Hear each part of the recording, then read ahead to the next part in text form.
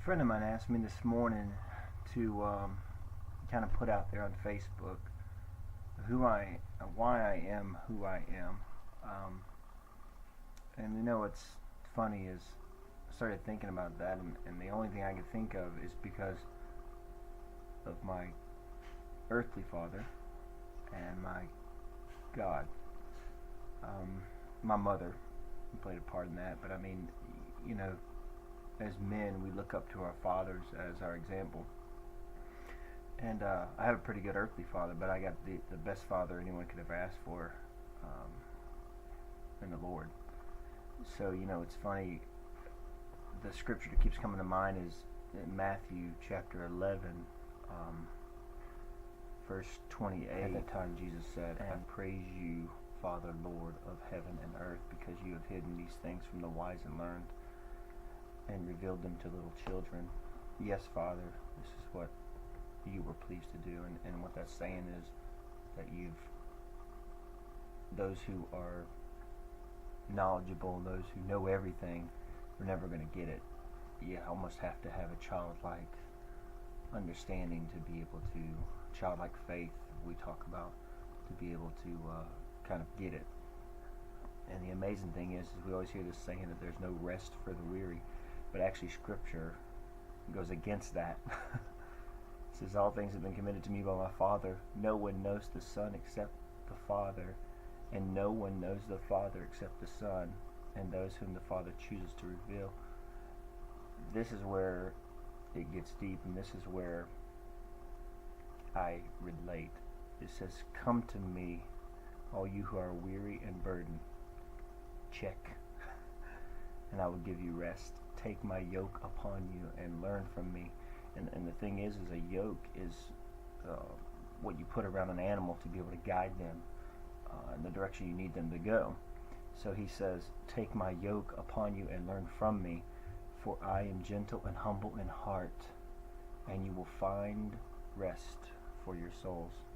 For my yoke is easy and the burden is light." And what we've got to understand there is what God's saying is, let me guide you.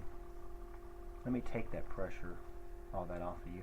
And until I understood that, I really didn't get the relationship with Christ. And so, who made me who I am? What made me who I am? It definitely is my relationship with Christ. And I'm constantly tweaking it every single day. I'm constantly working on it because I'm not the best father. I'm not the best husband. I'm not the best Christian.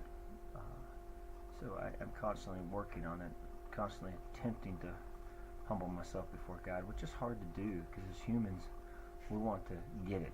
We want to show everybody that we get it. We want to show God that we get it.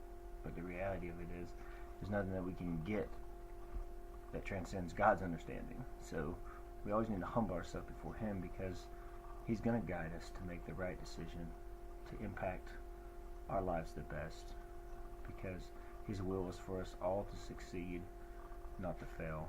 And that's something that gets to me. That's something that drives me. That's something that makes me better. So I guess if what made me who I am is my relationship with Christ. I know that seems like the church answer. That seems like what else would He say? But the reality of it is I based everything on my relationship with Christ. A good example is this upcoming election. I weigh all the candidates against my beliefs, and I'll pray before I vote that day, and hopefully God will give me direction. The reality of it is sometimes the direction God gives you is to stop, and I'm not sure if I'm going to vote for either candidate, but I'm going to pray, and I'll let God lead me in that walk. And I think you all should, even if it's a local election, even if you're going to the polls today to vote in the primaries, pray. Pray 5 minutes before it. Say, "God, give me guidance. Let me know who's the right choice here." God's not going to steer you wrong. So, and I'm not even talking about if it's a hard decision. Even if you think you know what candidate you're going to vote for and you're confident, go in there, and before you go in there, just say, "God, reveal the best candidate." you might be surprised. So I said all that to say, what made me who I am, who made me who I am, it was definitely Christ. So I love you guys, and have a great day.